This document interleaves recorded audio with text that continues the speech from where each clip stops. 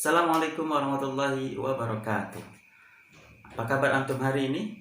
Alhamdulillah, luar biasa. Allahu Akbar. Apa kabar juga nih buat Umi dan Abi di rumah? Semoga kita semua dalam keadaan sehat walafiat dan juga aktivitas kita diberkahi oleh Allah Subhanahu wa taala. Pada hari ini alhamdulillah kita sudah masuk ke pembelajaran kedua di tema ke-8. Ya, kemarin sudah dibahas mengenai satuan baku untuk menentukan waktu, juga sudah dijelaskan mengenai huruf kapital. Ya, sebenarnya huruf kapital sudah dijelaskan di tema ke-6. Alhamdulillah, kita akan coba membahas lagi mengenai huruf kapital di tema ke-8 ini. Nah, mudah-mudahan Ananda akan ingat dan akan lebih mantap lagi pemahamannya mengenai huruf kapital. Ya, sebelum masuk ke pembelajaran selanjutnya, Bapak akan coba mengulang kembali pembelajaran yang kemarin mengenai satuan waktu.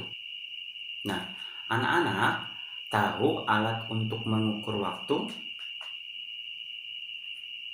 Ya, betul, arloji atau biasa kita sebut dengan jam. Ya, jam dibagi dua. Ada jam analog, ada jam digital. Jam analog adalah jam yang biasa kita pakai, yang di dalamnya ada jarum-jarum untuk menunjukkan waktu. Yuk kita cari tahu dulu yuk jarum-jarum yang ada di jam analog tersebut. Nah, yang pertama itu ada jarum detik. Jarum yang menunjukkan detik atau satuan waktu detik. Jarum yang kedua adalah jarum untuk menunjukkan menit.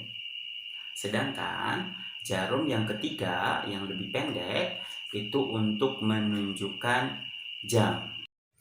Yuk kita berlatih untuk menentukan jam atau pukul berapa sekarang. Kira-kira gambar tersebut menunjukkan pukul berapa ya? Jarum pendek ke angka 11, sedangkan jarum panjang menunjuk ke angka 12. Kira-kira jam berapa ya? Ya, jam 11. Dibaca pukul 11. Ya, kalau ini kira-kira pukul berapa ya? Jarum panjang menunjuk ke arah 12, sedangkan jarum pendek menuju ke arah 8. Ya, betul. Jam 8. Dibaca pukul 8. Bagaimana anak-anak? Apakah sudah bisa menentukan waktu? Ya, dengan terus berlatih mudah-mudahan Ananda bisa dan mampu dalam menentukan waktu. Baik, kita lanjutkan ke pembelajaran selanjutnya hari ini mengenai peraturan dalam permainan.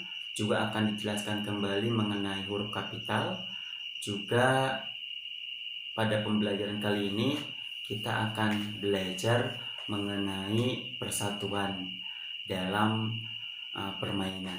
Juga dalam pembelajaran kali ini kita akan coba belajar merangkai kata menjadi sebuah kalimat yang benar.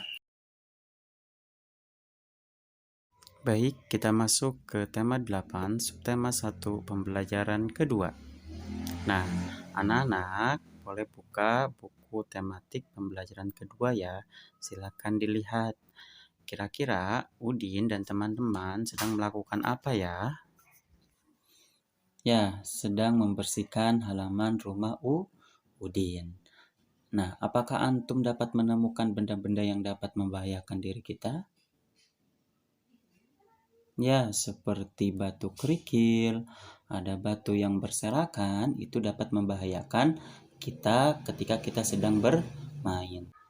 Nah, itulah salah satu aturan ketika kita bermain, yaitu lingkungan atau tempat bermain kita harus aman dan tidak ada benda-benda yang dapat membahayakan diri kita.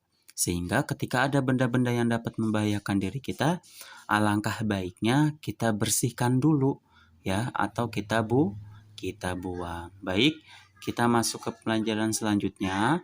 Anak-anak boleh membaca tematisnya halaman 12 sampai 13 tentang aturan bermain menirukan gerakan binatang berjalan di air.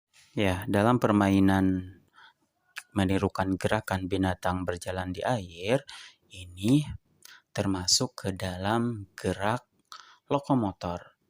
Gerak lokomotor adalah gerak berpindah tempat, yaitu anggota badan kita berpindah dari satu tempat ke tempat yang lain. Contohnya seperti apa? Misalkan berjalan, terus melompat, dan berlari. Nah, antum boleh lakukan permainan menirukan gerakan binatang berjalan di air dengan adik, kakak, atau orang tua antum di rumah ya. Nah, dalam permainan ini kita harus memiliki sikap sportif ya, harus menerima jika jika kalah, atau ketika kita bermain dengan teman-teman kita harus mempunyai sikap persatuan dalam perbedaan. Misalkan antum boleh nggak sih bermain dengan orang-orang di agama yang lain? Ya, tentu boleh. Yang tidak boleh adalah mengikuti ibadah mereka atau ibadah agama lain. Nah, antum boleh tuliskan di halaman 15 tentang nama kegiatan bermain yang menunjukkan persatuan. Kira-kira apa saja ya permainannya? Boleh dituliskan dengan rapi dan jelas ya. Kemudian, antum boleh baca tematisnya halaman 16 tentang bermain menirukan gerakan binatang berjalan di air. Kira-kira isi bacaannya apa ya? Ya, antum coba cari tahu dan boleh ditanyakan ke orang tuanya ya.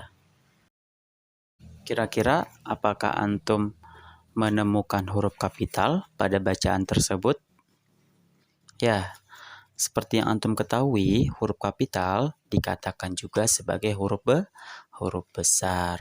Huruf kapital digunakan pada nama orang, juga di awal kalimat. Nah, coba antum cari tahu lagi ya, penggunaan huruf kapital ditulis di mana saja atau digunakan di mana saja. Selanjutnya, antum boleh berdiskusi dengan orang tua di halaman 17 sampai 18. Coba antum rapihkan kata-kata yang ada di buku menjadi kalimat yang benar. Ingat, penggunaan kapitalnya ya. Kira-kira mana saja yang menggunakan huruf kapital?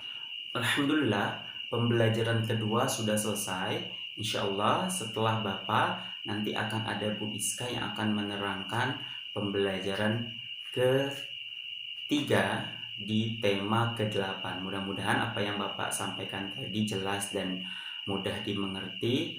Mudah-mudahan antum menjadi anak-anak yang solih, anak-anak yang pintar, anak-anak yang cerdas, dan anak-anak yang sehat, juga berbakti kepada Umi dan Abi.